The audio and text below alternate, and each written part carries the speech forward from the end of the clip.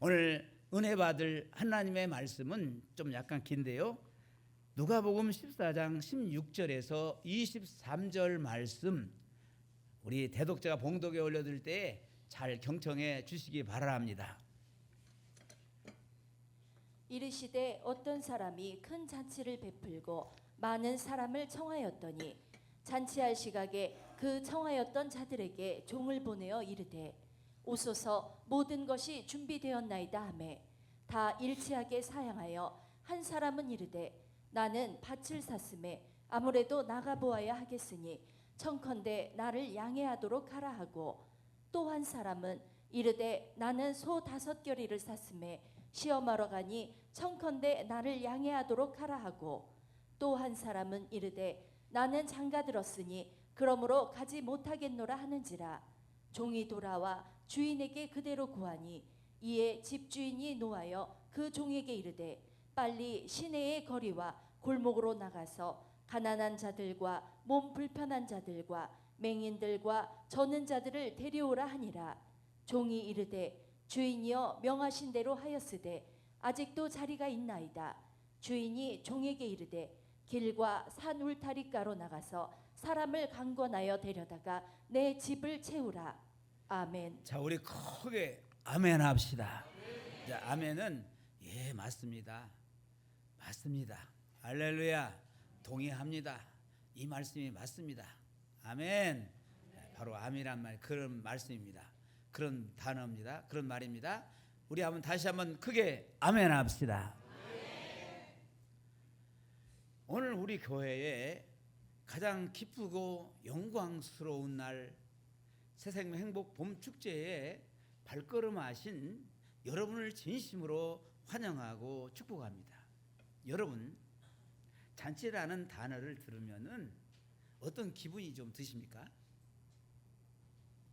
맛있는 음식, 흥겨운 노래, 반가운 얼굴과 웃음꽃, 누구나 기대와 설렘을 품고 잔치집에 가지요. 하지만 오늘 이 자리에 앉아 계신 분들 중에는 설렘보다는 아주 어색하고 뻘쭘한 마음으로 굳은 표정을 짓고 계신 분들이 꽤 많으실 것입니다. 인상을 보니까 다들 그렇지는 않은 것 같은데 한두 분이 좀 그러신 분이 있는 것 같아요. 속으로 아마 이런 생각들을 하실 것입니다. 아휴, 황금 같은 주말인데 쉬지도 못하고 이게 무슨 고생이야? 바빠 죽겠는데 왜 자꾸 오라고 난리야? 내가 오늘 눈 다 감고 한 번 와줬으니 이제 앞으로 나한테 절대 교회 가자 하는 소리는 하지 마. 여러분, 누군가의 끈질긴 부탁과 강권에 못 이겨 인간관계 때문에 억지로 끌려오다시피 이 자리에 앉아 계신 그 솔직하고 불편한 마음 제가 참으로 잘 압니다. 70평생 목회를 하면서 수많은 분을 배웠지만은 남은 잔치에 억지로 이끌려 온 만큼 좌불 안 석인 자리도 없습니다. 그런데 여러분, 오늘 여러분 체면 때문에 혹은 억지로라도 이곳에 오신 것은 여러분 인생 최고의 형제입니다. 크게 아멘 해야지. 최고의 형제입니다. 왜냐하면 오늘 여러분이 오신 이 자리는 평범한 종교 행사가 아니라 우주 만물을 창조하신 살아계신 하나님께서 바로 너를 위한 것이 아니라 바로 나를 위해 완벽하게 차려놓으신 상상할 수 없는 최고의 생명의 잔치이기 때문입니다. 오늘 성경 본문 읽어봤죠? 본문에서 누가복음 14장을 보시면은 어떤 사람이 큰 잔치를 베풀고 사람들을 이렇게 초청합니다. 오늘 초청했죠? 잔치 시간이 다가오자 주인은 종들을 보내어 초청받은 사람들에게 이렇게 외치라고 합니다. 오소서 모든 것이 준비되었나이다. 여러분, 이 짧은 한마디 모든 것이 준비되었다라고 하는 이 선언은 바로 기독교가 세상 사람들에게 전하고자 하는 복음의 가장 위대한 핵심입니다. 세상의 이치나 우리가 아는 일반적인 종교는 항상 우리에게 무언가를 끊임없이 요구합니다. 내가 복을 받으려면은 정성을 좀 바쳐야지. 내가 구원을 얻으려면은 고행을 하고 수행을 쌓아 좀 자격을 증명해라. 심지어 이 잔치에 들어오려면은 비싼 입장료를 내고 옷차림도 좀 반듯하게 갖추어라 라고 말합니다. 왜냐하면은 세상에는 공짜가 없기 때문이에요.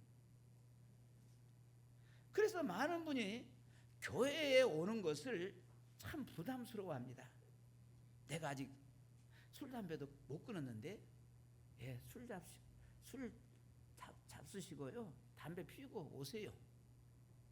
그 내 맘대로 안 됩니다. 아멘. 내가 좀 착하게 살지도 못했는데 교회 하면 헌금도 해야 하고 봉사도 해야 하고 뭐 전도도 해야 하고 뭐 해야 할 텐데라 하며 취리에 겁을 먹고 스스로 자격이 없다고 생각해요. 그러나 우주의 만물의 주인이신 하나님이 베푸신 이 생명의 자리는 전혀 달라요. 하나님은 여러분에게 조건을 내걸지 않습니다. 모든 것이 완벽하게 준비되었으니 너는 그저 오기만 해라. 이것이 하나님의 초청장입니다.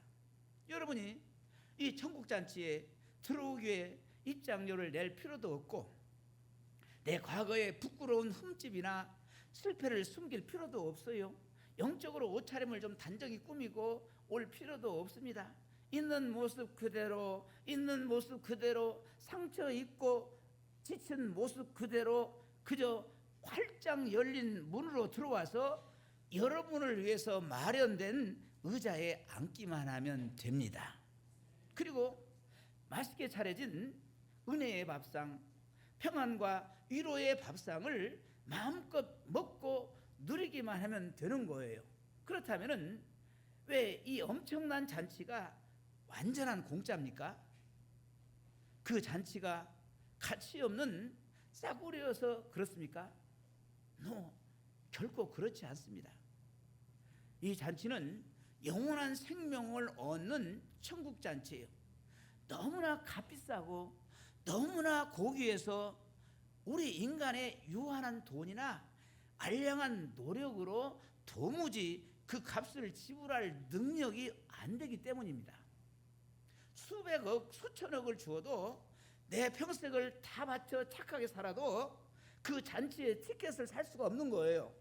그래서 하나님께서는 당신의 하나뿐인 독생자 예수 그리스도를 이 땅에 보내주십니다.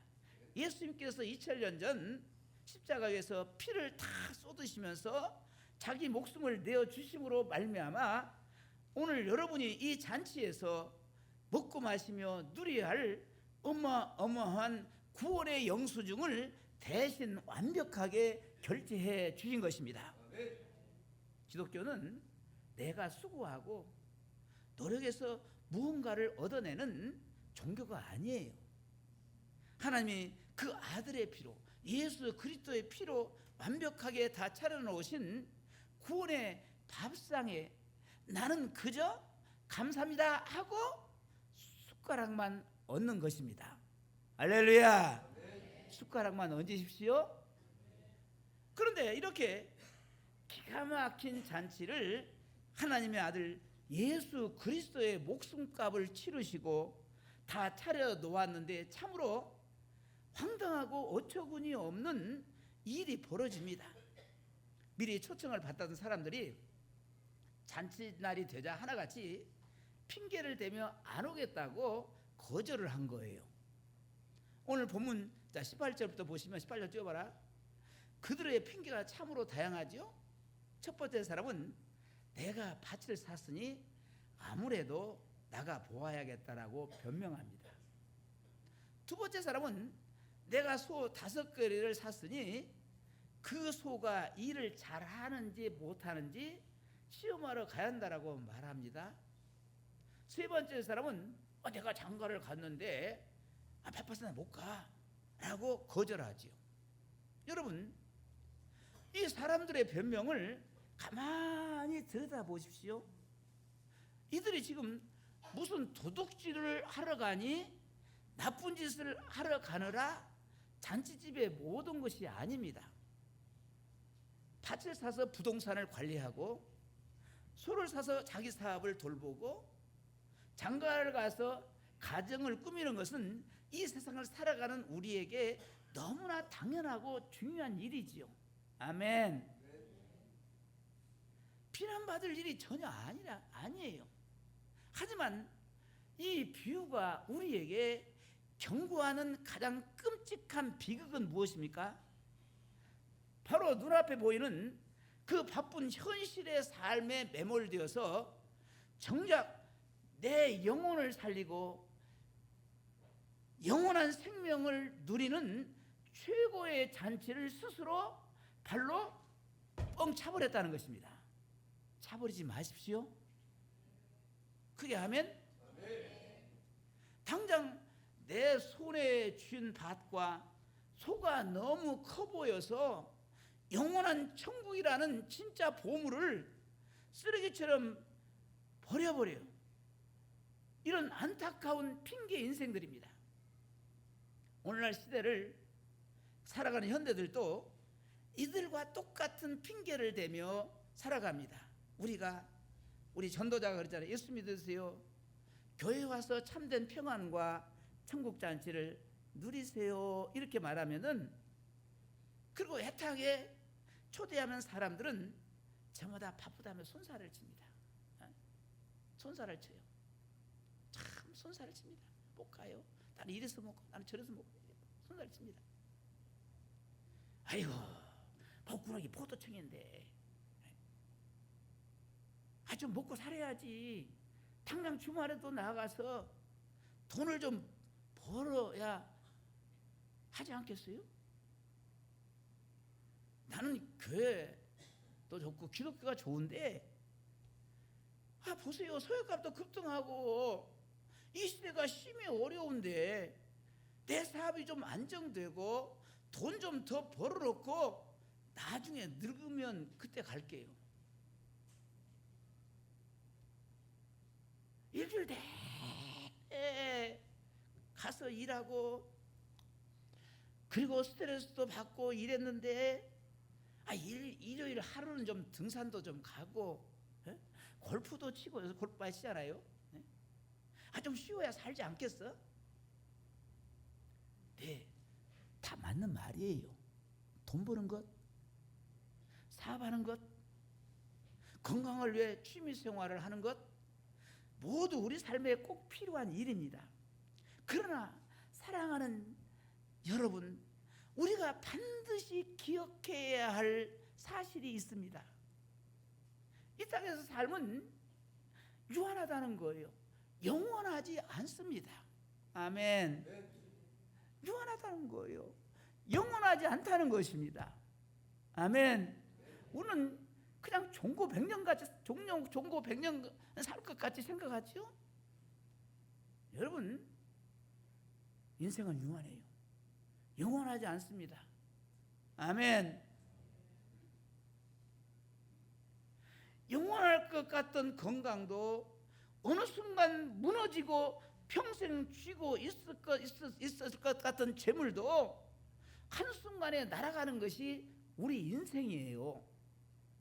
밭을 관리하고 소를 돌보는 일도 중요하지만은 내 영혼의 생명을 구하고 죽은 이후의 영원한 세계를 준비하는 일보다도 더 시급하고 중대한 일은 이 우주 안에 단 하나도 없습니다. 예수님께서 이렇게 말씀하셨지요. 사람이 만일 온 천하를 얻고도 제 목숨을 잃으면은 무엇이 유익하리요? 라고 예수님께서 탄식하십니다. 당장 눈앞에 밭을 돌보고 소를 시험하느라 진짜 중요한 내 영혼을 방치하고 영원한 생명의 잔치를 거절하는 어리석은 자가 되어서는 결코 안 됩니다. 결코 안 된다는 거예요. 바쁠수록 힘들수록 우리 인생의 우선순위는 참된 안식과 생명을 주시는 하나님을 만나는 일에 있어야 합니다. 오늘 여러분 다 하나님 만나시기 바랍니다. 하나님 만나는 것보다 더 중요한 건 없어요. 할렐루야. 우리 영혼은 영원하지 않잖아요. 아멘. 다 하나님 만나야 하잖아요. 죽어서 하나님 만나는 것이 아니라 지금 이 시간에 하나님 만나야 합니다. 할렐루야. 그래서 우리가 여러분을 강권하여 이 잔치로 모셔온 것입니다. 우리 전도자들이 수십 번 갔잖아요. 그냥 빈손으로 갈 수가 없기 때문에 뭘 또 갖다 드리고 꼭 한번 오세요. 또 뭘 갖다 오세요. 또 오세요. 이렇게 강권하여 이 잔치로 모셔온 것입니다. 초청받은 자들이 모두 바쁘다는 핑계로 잔치를 거절하자 주인이 크게 노하여 종들에게 아주 단호하고 충격적인 명령을 내립니다. 자, 오늘 본문 마지막 23절을 한번 읽어볼까요? 시작. 주인이 종에게 이르되 길과 산 울타리가로 나가서 사람을 강권하여 데려다가 내 집을 채우라. 아멘. 여기서 강권하여라는 말의 본래 뜻은 억지로라도, 아멘, 억지로라도 팔을 막 꺾어서라도, 아멘, 체면을 좀 구이더라도 끌고 오라는 거예요. 아주 강력한 의지가 담긴 말입니다. 아멘. 아멘. 네. 여러분 오늘 이 자리에 오시기까지 왜 여러분의 아내가 또 여러분의 남편이 혹은 지인이 전도자가 그토록 체면을 다 버리고 귀찮게 굴면서 여러분의 팔을 잡아 끌어 이 예배당으로 데리고 왔는지 아십니까? 수원의 어느 모 교회에 어느 성도님의 간증입니다.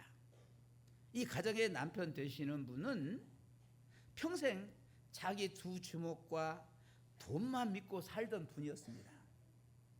아내가 주일마다 눈물로 교회 가자고 애원해도 밭에 가서 일해야 해. 소를 키워야지. 교회 가면 밥을 줘, 돈을 줘. 눈에 보이지도 않는 신을 왜 믿느냐? 성경책을 집어 던지고 보라고 화를 내던 참으로 완고한 분이셨습니다. 그런데 그토록 건강을 자신하며 세상의 성공에만 몰두하던 그분에게 어느 날 덜컥 청천벽력 같은 말기대장암이라는 큰 병이 찾아왔습니다. 온몸엔 이미 암이 전이가 되어서 의사로부터서 시한부 선고를 받고 병원에 누워 다가오는 죽음의 공포 앞에 사시나무 떨듯 떨고 있을 때였습니다. 아내가 그의 남편 야인손을 붙잡고 펑펑 통곡하며 울면서 말합니다. 여보, 이제 내 소원 하나만 들어줘요. 당신 그동안 가족 먹여 살리느라 참 수고 많았어요.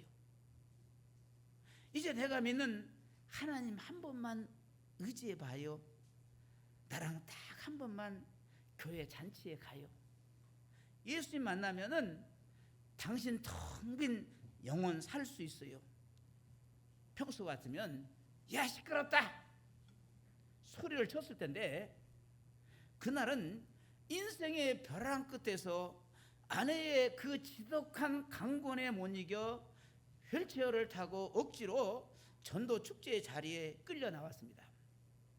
맨 저 뒷자리에 인생을 그런 고통 가운데 휠체어에 앉아있는 그분은 인상을 쓴 채 앉아있던 그분에게 놀라운 기적이 일어났습니다. 찬양이 울려 퍼지고, 우리 아버지 처음 찬양했죠? 생명의 말씀이 선포되는데 갑자기 바위처럼 꽁꽁 얼어붙어있던 그 완고한 마음이 무너지기 시작합니다. 그리고 체면도 잊은 채 어린아이처럼 엉엉 소리내어서 울기 시작한 거예요. 세상의 밭과 소만 쫓아가며 평생을 아등바등 살았지만은 늘 채워지지 않던 그 외롭고 공허한 가슴 속에 예수님이 주시는 참된 위로와 은혜의 생수가 폭포수처럼 쏟아져 내린 것입니다. 그날 억지로 끌려와서 십자가의 사랑과 천국 잔치를 맛본 그분은 완전히 새 사람이 되었습니다.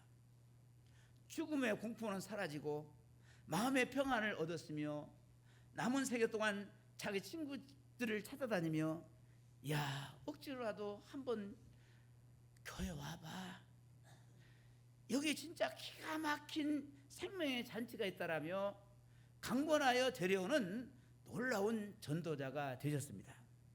여러분을 이곳에 부른 가족과 지인들의 마음도 이 아내의 마음과 정확히 똑같습니다. 여러분에게 종교를 강요하거나 헌금을 내게 하려는 것이 절대 아니에요. 내가 먼저 맛본 이 구원의 밥상, 십자가의 벅찬 은혜와 평안이 너무 좋아서 내가 이 세상에서 가장 사랑하는 당신도 이 영원한 생명의 잔치를 꼭 누렸으면 하는 그 애타는 사랑 때문입니다. 그 피 끓는 사랑 하나 때문에 염치 불구하고 끈질기게 강권해서 여러분을 모시고 온 것입니다. 사랑하는 여러분, 열문으로 들어오십시오. 그리고 참된 기쁨의 잔치를 누리십시오. 오늘 새로 나오신 새가족 여러분, 이제 잔치는 이미 성대하게 시작되었습니다.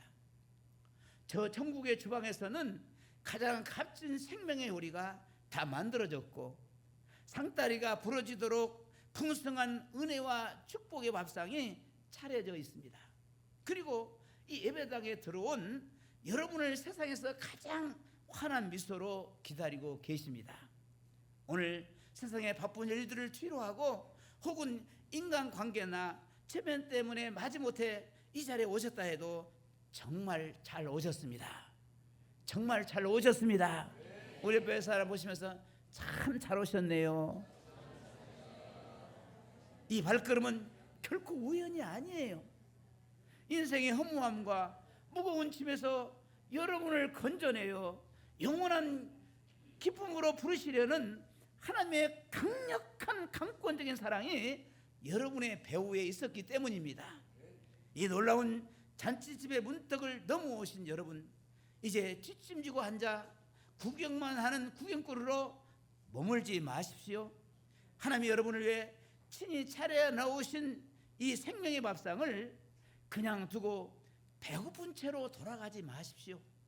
이 시간 굳게 닫혀있던 여러분의 마음의 문을 아주 조금만 살짝만 열어보십시오. 그리고 속으로 조용히 이렇게 고백해 보십시오. 하나님, 날 위해 이 놀라운 구원의 잔치를 예배해 주시고 오늘 이곳으로 불러주셔서 진심으로 감사합니다. 내 인생의 허무함과 무거운 짐을 이 시간에 다 내려놓고 이제 나도 이 생명의 잔치에 참여하여 예수님이 주시는 참된 기쁨과 평안을 누리며 살겠습니다. 오늘 이 작고 진실한 결단이 여러분의 심령 깊은 곳에서 터져나와 세상의 모든 헛된 핑계와 짐을 훌 벗어버리고 인생에서 가장 복되고 가슴 벅찬 환희의 축제를 영원토록 누리시는 위대한 첫날이 되시기를 예수 그리스도 이름으로 간절히 축원합니다. 축복합니다. 할렐루야.